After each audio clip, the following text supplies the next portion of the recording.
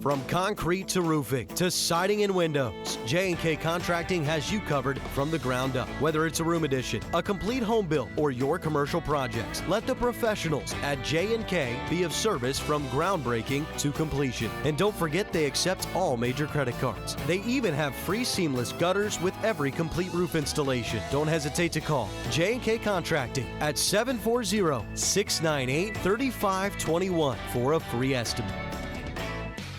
It's time for the latest local, regional, and national sports topics of the day. It's the Sports Fan, presented by J&K Contracting. Ready? Break! Now, from the WATH studios, here's Ethan Sargeant.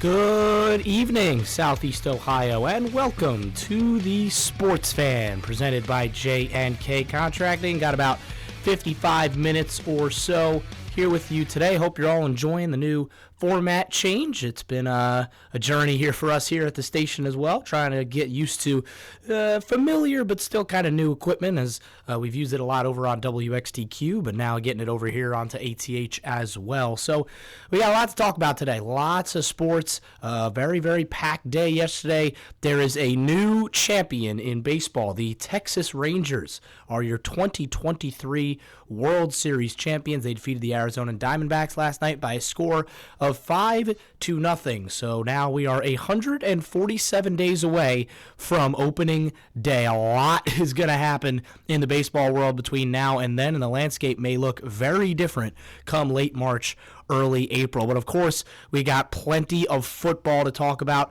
The OHSAA playoffs continue tomorrow. We've got Football Friday kickoff live over on WXTQ at about 5 Eastern. It'll be myself and Max Brunke.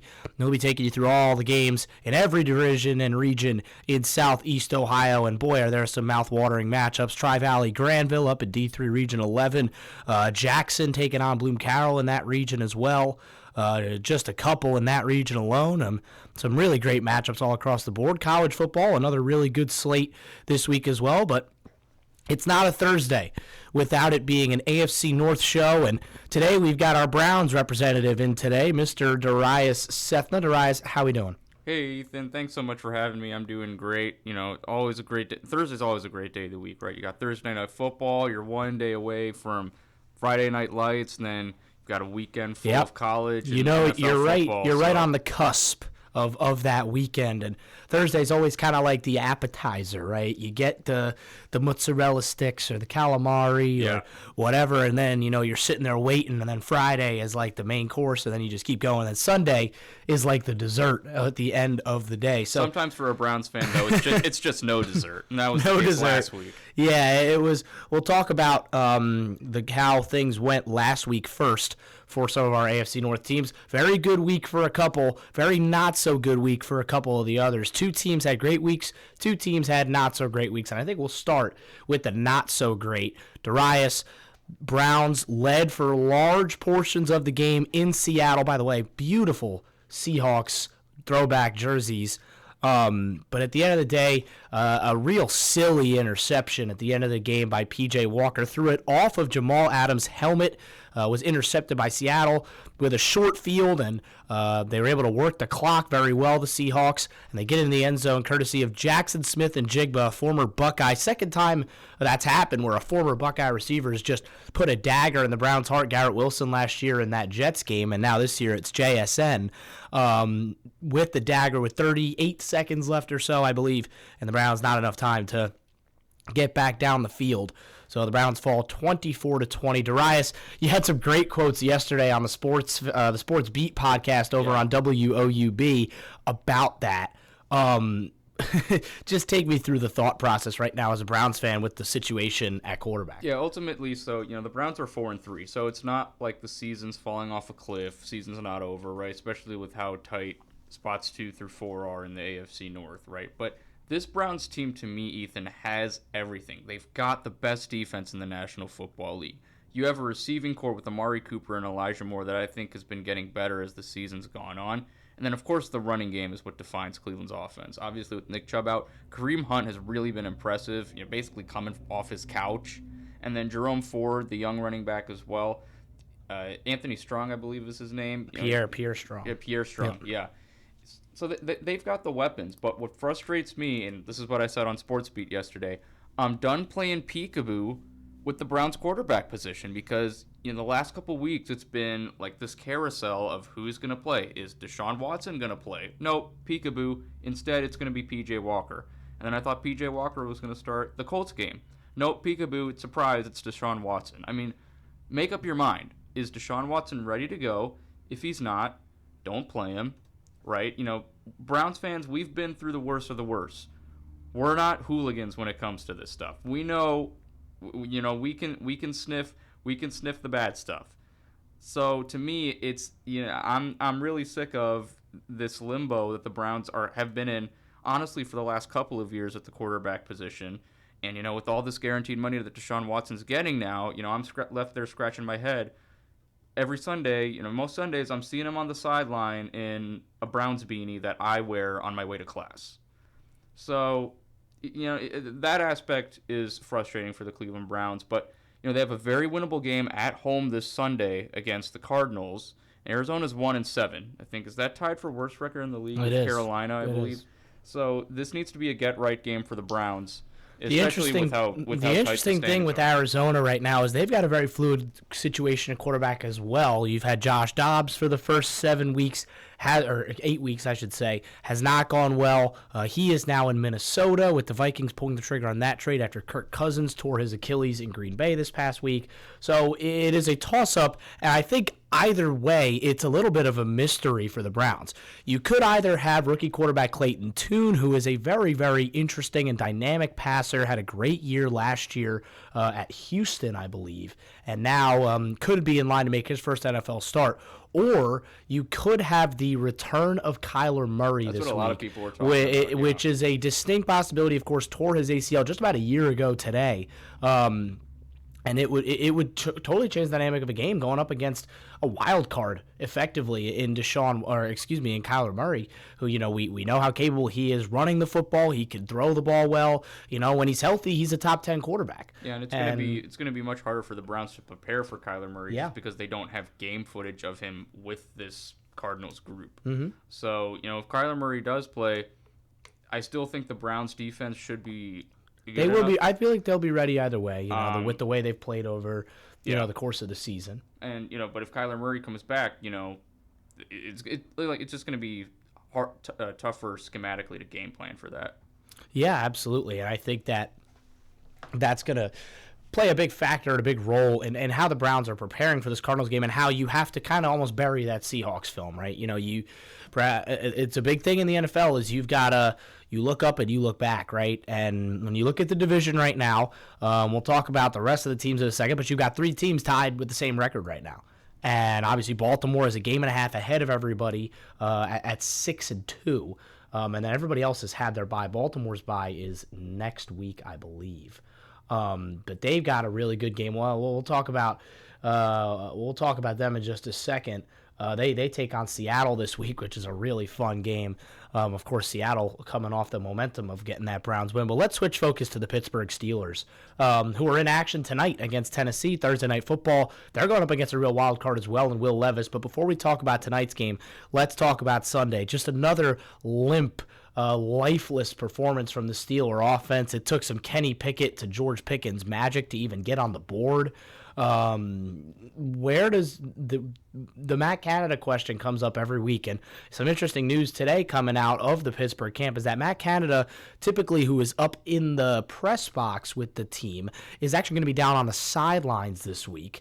Maybe interesting just in terms of how, maybe he can make some adjustments on the field. For me, it's not a deal breaker at the end of the day. So where does the Steeler offense need to go from here, Darius? I mean, Ethan, Matt Canada can be up in the press box, down on the sideline at Permane Brothers, having a pastrami he can be sandwich. In the booth here with us. He can be in the booth here, one of the 3 rivers in Pittsburgh. Mm-hmm. It's not going to change how anemic. Be over there with Pony on 97. What station is it in Pittsburgh? I believe it's 97.3, which is our station number here. It's 97.3 in Pittsburgh. He'd be talking in there. He could be in my grandparents live in Pittsburgh. He could be in my grandparents' house. Okay, it's not going to change. It's not going to change how anemic the Steelers are on offense. I mean, I'm looking. You remember, just historically, the Steelers were just this ground and pound, tough offense. It's just not there anymore. And the thing with it, and the thing that I've been pointing to for a couple years now, and look, Matt Canada, of course, has a significant amount of blame and shoulders a lot of it, but this offensive line isn't good enough. It hasn't been good enough for a couple of years. 5 years, and it's the reason why this team isn't where it needs to be, because Kenny Pickett's running for his life. It does look like he's going to play tonight, I believe. That's what we were hearing throughout the week. I mean, he, of course, did leave that game early against Jacksonville last week. And Jacksonville didn't really wow anybody either. I mean, Trevor Lawrence had a couple really boneheaded plays, had that awful red zone interception. They came up empty quite a few times deep in Pittsburgh territory. Against better teams, Jacksonville probably loses that game.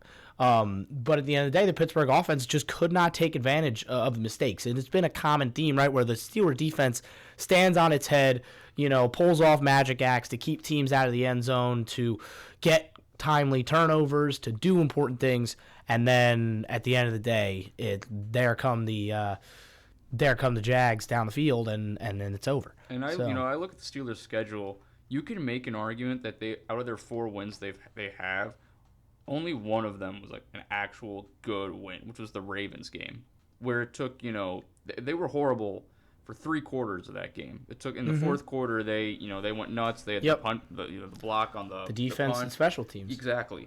Their other wins were against the Browns, who that was one of the most emotionally draining with what happened to Chubb. Yep. They beat the Rams, who everybody says are rebuilding.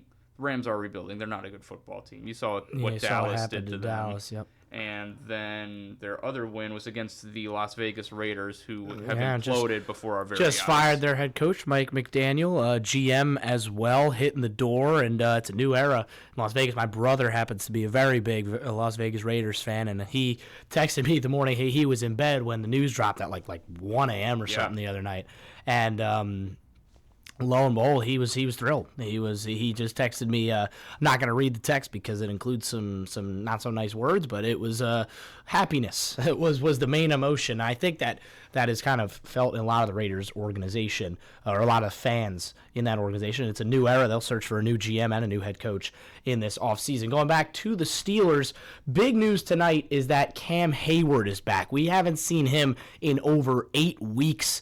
He was out all the way back in week 1. He sustained a groin injury against the San Francisco 49ers, and he is back for this game, which is a huge get back for that Steeler defensive line that it probably doesn't need all that many reinforcements, but they'll take a guy like Cam Hayward to be able to plug up some holes inside. I mean, I think the Steelers, especially defensively, they're a completely different team when you have both T.J. Watt and Cam Hayward.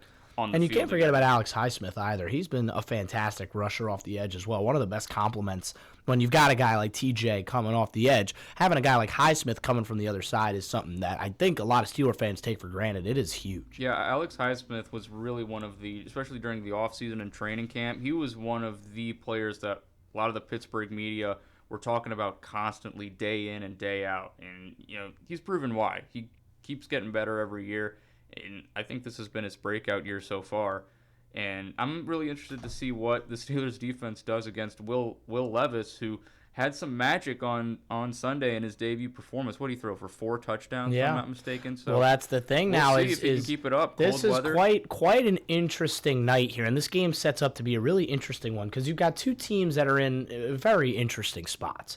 You got the Tennessee Titans, who I don't know where Peyton Brooker is, but I'm sure he's listening out there somewhere. Big Titan fan friend of ours that we talk about over on Football Friday Kickoffs. He's a Fort Fry alum. 3-4, right? They have not won a game on the road this season.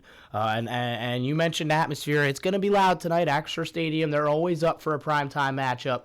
And the Pittsburgh Steelers will be ready to go. They're 4-3. They've won 2 of their 4 games at home. They're 2 of their divisional games at home. They beat the Browns and the Ravens there. Pittsburgh doesn't play the Bengals until week 13, which is the latest I can remember 2 divisional teams seeing each other.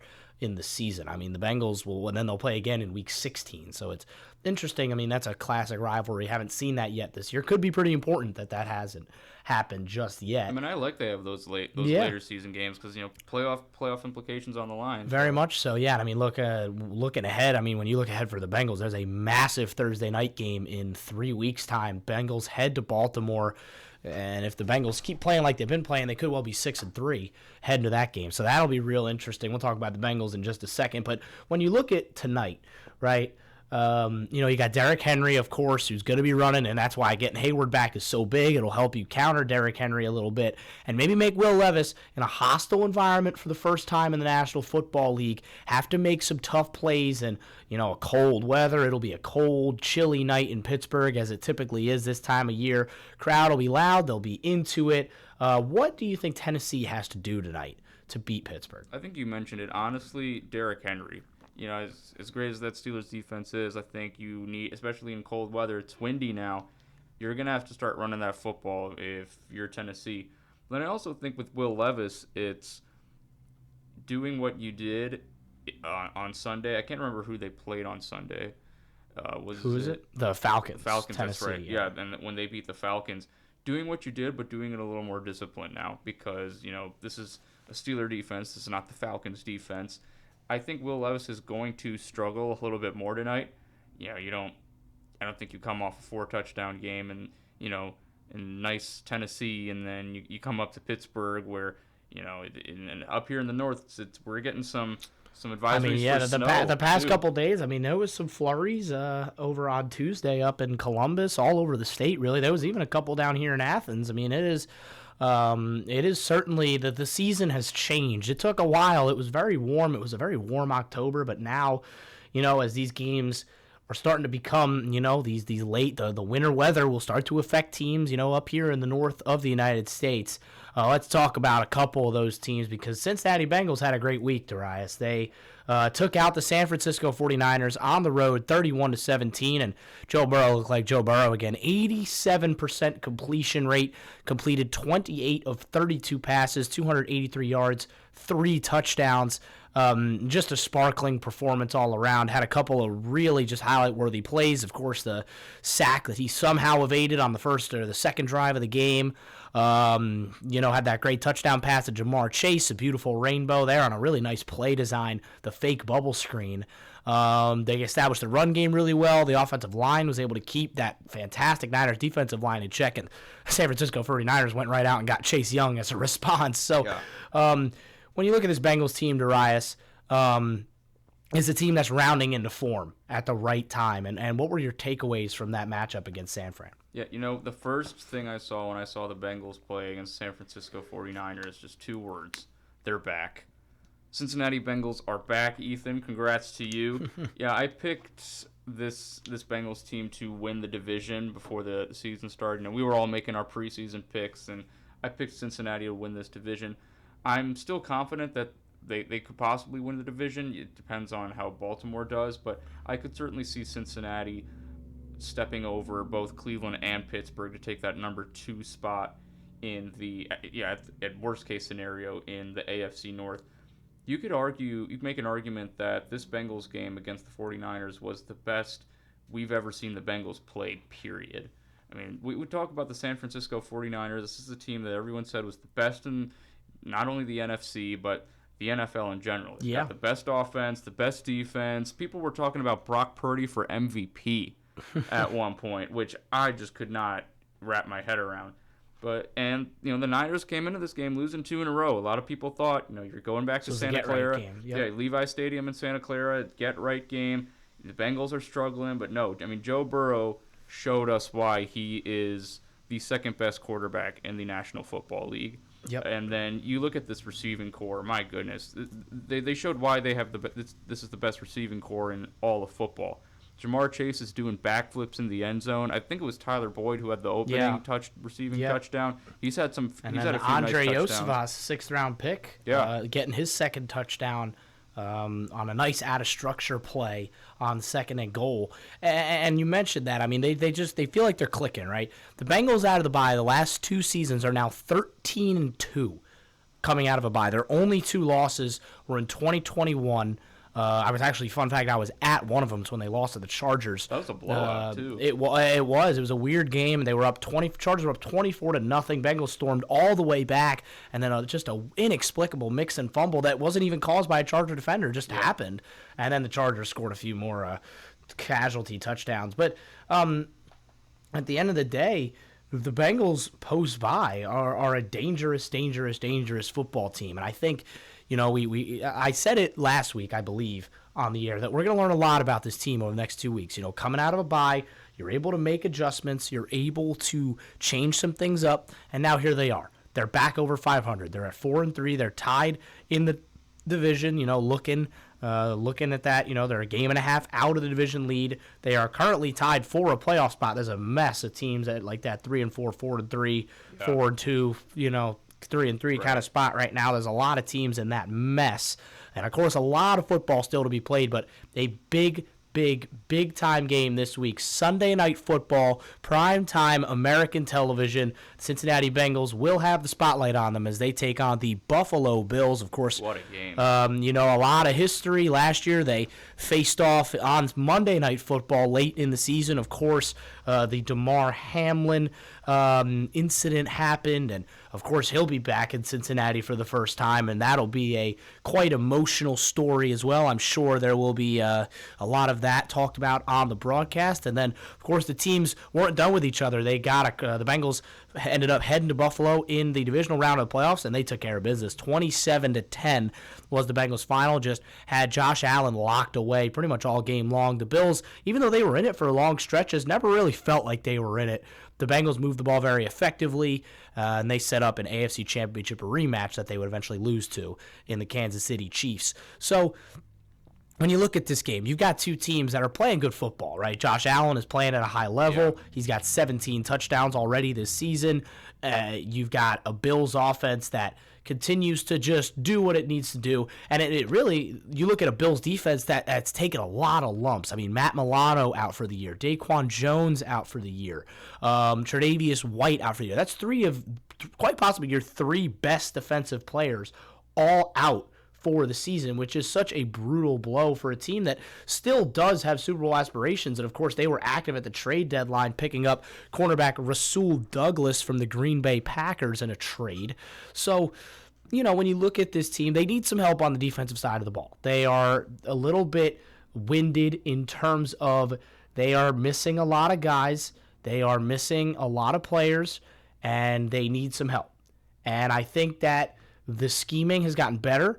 But again, they're not convincing me. Yeah, the thing with Buffalo is that they have not been convincing. The Bills haven't had a good win since Miami in over a month. Yeah, Miami, October 1st. Since then, they've had 4 games. They lost to Jacksonville in London. Mm-hmm. Then they barely beat Tyrod Taylor and the Giants, 14-9. They inexplicably lose to the Patriots. Yeah. And they the Patriots went up on them early. Buffalo comes storming back, and then New England, Mac Jones comes in with a clutch touchdown at the end, and they did not look convincing against Tampa Bay last week either. Squeaked out a 24-18 win.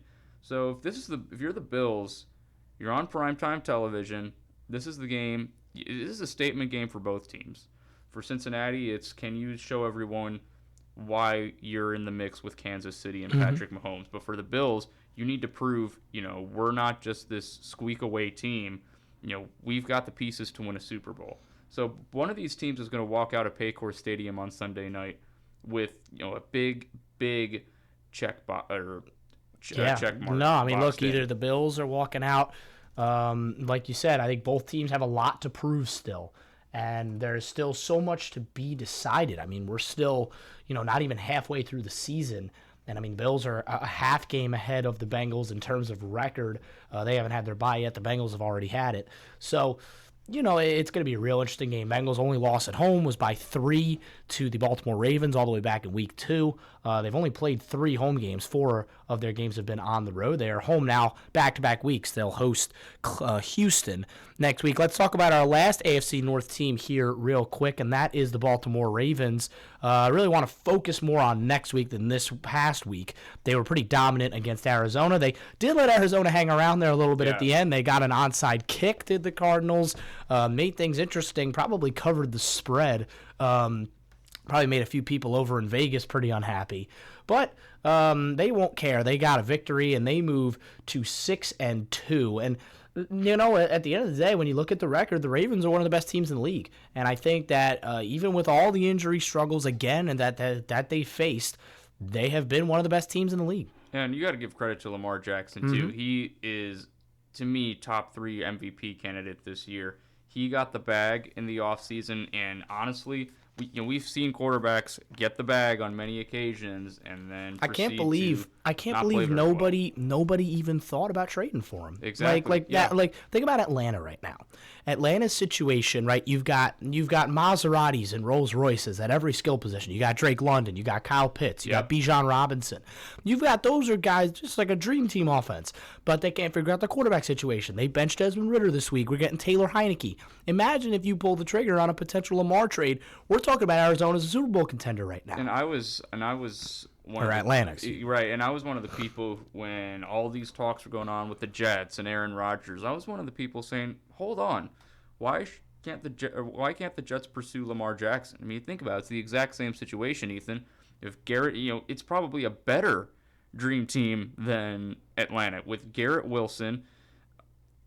You have Sauce Gardner right on defense. The defense is locked with Quinnen Williams and Sauce Gardner. And then on offense, as I mentioned, Garrett Wilson. Breece Hall is one of the stud young quarterbacks of this league. Yeah, and they continue to – the Jets keep winning in spite of themselves. They took a lot against Tommy DeVito and the New York Giants. But they pulled it out. Think about Lamar Jackson on this current Jets team right now and where they would be, especially within their own division. Yeah. It's certainly worth questioning. And now we'll take a look here right before we do our game picks at this really an interesting matchup down at M&T Bank Stadium between the Baltimore Ravens and the Seattle Seahawks. Seattle, they get a huge win against Cleveland at home. And now, the thinking has to be, this is a much more difficult game. Right, this is a Ravens team at home right now. You got to go on the road. You got to go cross country to Baltimore, and this is a Baltimore team that has caused a lot of teams issues this year on both sides of the ball. They're a headache on offense with Lamar.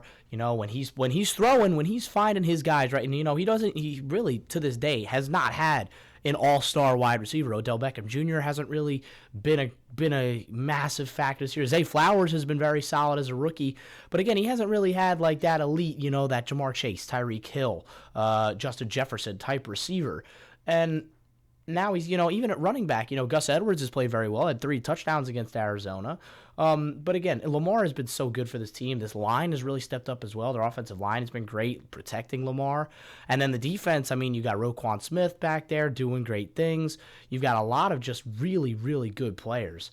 And again, if the big thing for Baltimore is if you can stay healthy, they're absolutely the favorites to win that division right now. They've had a couple games where they've had to eke it out. They've had to win ugly, just kind of like last week at the end of that game. They know why Nelson Aguilar's on the hands team. I don't know. But they found a way to get it done. And the Ravens have a lot to prove, too, especially Lamar Jackson. And he only has 1 playoff win. When you think about what's happened over the last couple of years, right, in 2021, they're in position to win the division. Lamar goes down, and I believe week 12, week 13, they go on a big losing skid. They get the brakes blown off them in Cincinnati, and they lose the division. Last year, right, Lamar gets hurt late in the season. They're even close. They have a chance to win the division in week 17. They lose, and then again they have to. Lamar's not healthy enough to play the next week, and they lose back-to-back weeks in Cincinnati again. So, it's been a tough couple of years to be a Baltimore fan just because you're like, dang, like if Lamar's healthy, maybe, right, we're having a whole different conversation about the Bengals right now because the Bengals, of course, have 5 playoff wins in the last 2 years. Lamar Jackson has 1 total. So, when you look at that and you think about that as a divisional rivalry, you want to win the division this year bad if you're Baltimore. You want to not only have that home playoff field, at least in the first round of the playoffs, but you also want to be able to say we won the division. We took it back. And a fun fact, by the way, no team has ever won the AFC North 3 years in a row in its current state. Really? So, yeah, it was interesting. A couple teams done it twice. Obviously, the Bengals the past 2 years have done it twice. Obviously. Steelers and Ravens have both also done it, but nobody has won it 3 times in a row. So, it'll be interesting. Watch the Browns be the team to one day break that streak. They'll win the division 3 times in a row. That would be something. That would be something. So let's do our game picks, Darius, for the week. Before we do that, let me update everybody listening on our my Carl and Cedric's little mini group that we've got going on. Our picks of the week. Your boy is still in the lead, first overall in our Sports Fan Crew Pick'em League at 79 correct picks, 49 incorrect picks. Cedric right there, though, 77 and 45. And then Carl had a pretty rough week. He's down at 73 and 48. Both me and Cedric last week had 110. So that's 1, 2, 3, 4, 5 incorrect picks each. And then Carl had 8 incorrect picks. So a rough week at the books for Mr. Blaylock. But a new week is a new opportunity for some more picks. We'll stay in the AFC North, and we'll start with tonight's matchup, Titans heading to Pittsburgh. Yeah, I'm going to go with the Steelers here. I just think that defense is too vaunted, especially with Cam Hayward coming back, and they're in front of at Acrisure Stadium. I'm going to take the home team. Yeah, this is a game the Steelers always find a way to win. I mean, I don't expect their offense to light anything up tonight. I don't expect their offense to, look like superstars.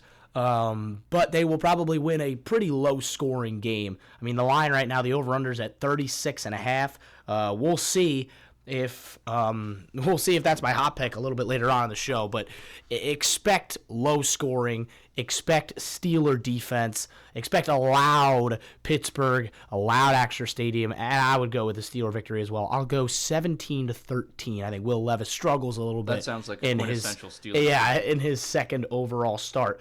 Next, we'll take your Brownies, Darius. They are hosting the Arizona Cardinals. Yeah, I honestly at this point I don't care who's playing a quarterback for the Arizona Cardinals. I don't care who's playing a quarterback for the Cleveland Browns. This is the best defense in the National Football League. You're at home after a 2-game road trip. I expect the dog pound to be loud and proud. Same scenario as the Steelers. I expect the Browns to get a good home W, big pick-me-up game here for Cleveland. Absolutely no excuses for Cleveland this week. You got to find a way to win this football game if you want to stay alive in the division race, you want to stay alive in the wild card hunt. And again, it doesn't matter who's a quarterback for either team. You got to win this football game. I'm going to take Cleveland. I think that defense will show up. I think the offense will be able to do enough. Give me 24-16. I'm going to go Cleveland wins that game. We'll go to Baltimore next for their big matchup. This one is on at 4. Yeah, no, actually, no, it's a 1 p.m. 1 p.m. on CBS. That's an interesting factor, though. It's 10 a.m. for those Seahawk players. Yeah. So 1 p.m. on CBS, Baltimore hosting Seattle. You know what? I think I'm going to go a little crazy here. I'm going to take Seattle to win this game. I think Geno Smith did not have a great performance last week against the Browns. I expect him to have a bounce-back game. Tyler Lockett looked great last week as well. And DK Metcalf, of course.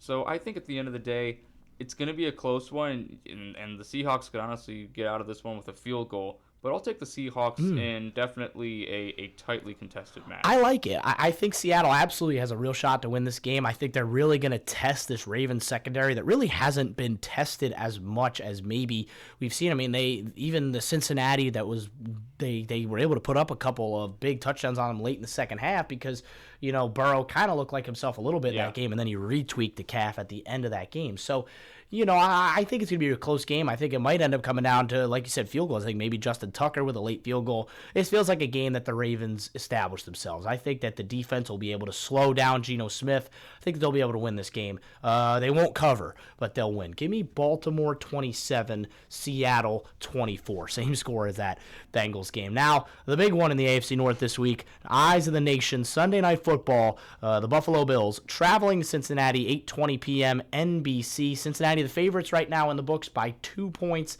over under at 49.5. So books expecting a lot of offense. Yeah, I'm going to go with the Cincinnati Bengals in this one.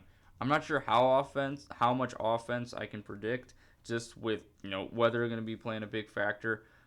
I think the Bengals win this one by at least a touchdown, I'm going to say. I'll say something like a 23-16 or something like that. Yeah, I like that score. I think that the Bengals defense has looked great the past couple of weeks, only giving up 30 combined points to the Seahawks and the 49ers before and after the bye. I think that the defense, like I said, the defense is really starting to click, and now the offense is starting to follow suit. We really saw it last week. I think the Bengals may send a statement this week. I think, with the eyes of the nation, with everybody watching them, I think they may send a statement here. I think the Bengals will win this game. It won't be comfortable, but at the end of the day, the score line will make it look comfortable. 28-14. The Cincinnati Bengals win this game, in my opinion. A couple of late scores. Yeah, no, I think that they make a statement. And if I'm proved wrong, I'm happy to be proved wrong, but I think the Bengals win this game. And they win it in a statement-like manner. Darius, we're going to take a quick break. When we come back, plenty more to talk about. You're listening to The Sports Fan, presented by J&K Contracting.